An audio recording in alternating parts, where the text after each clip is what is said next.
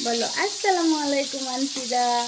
আমার আম্মু রান্না করে আর আমি রান্নাঘরে এসে আম্মুর সাথে হেল্প করি। নাজিয়া আমার সাথে হেল্প করে রান্নায়। এই যে আমাদের রান্না হচ্ছে, মাছ ভাজি হচ্ছে, আমরা অনেক কিছু রান্না করলাম। নাজিয়া আমার সাথে, আম্মা তোমাকে নিয়ে নিয়ে আমি রান্না করি মা। বাচ্চা নিয়ে রান্না করা ভীষণ কষ্টের কাজ, কিন্তু আমি যখন নাজিয়াকে কোলে নেই এই কাজটাই আমার কাছে সবচেয়ে সহজ মনে হয়। অনেকে জিজ্ঞেস করে এভাবে কি ক্লান্ত লাগে না? আমি হাসি, কারণ নাজিয়া আমার কোলে থাকলে ক্লান্তি কোথাও থাকে না, শুধু শান্তি থাকে। এই ছোট্ট শরীরটা, এই নরম নিঃশ্বাস, এই নিঃশ্বাস তাকিয়ে থাকা, এই সব মিলিয়ে নাজিয়া আমার দিনের সবচেয়ে বড় শক্তি।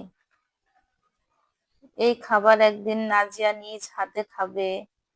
আজ আমি রান্না করছি, ও কোলে নিয়ে বসে আছে, কত আনন্দ করতেছে। ও আমি রান্না করলেও খাবারের দিকে কি সুন্দর ভাবে তাকায় থাকে। আমার কোলে কত শয়তানি করে, দুষ্টুমি করে। যখন বড় হবে আমি তো এই দিনগুলো খুব মিস করব। ও যখন স্কুলে যাবে, কলেজে যাবে, ভার্সিটিতে যাবে, আল্লাহ যত ওকে বাঁচিয়ে রাখে, সুস্থ রাখে, তখন এই দিনগুলোই তো আমার মনে পড়বে। এই সময়গুলো আর ফিরে পাবো না। কাল নাজিয়া বড় হবে, হাঁটবে, দৌড়বে, আমার কোলে আর ধরবে না, তখন এই দিনগুলোকেই আমি খুঁজবো। তাই আজ আমি কষ্ট মনে হয় না, আজ শুধু আনন্দ লাগে। কারণ আমি রান্না করছি না, শুধু নাজিয়াকে নিয়ে অনেক স্মৃতি বানাচ্ছি।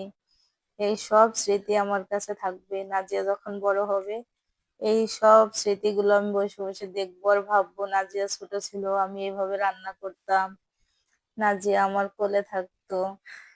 আমাদের বাসায় নাজিয়াকে রাখার মতো তেমন কেউ নেই।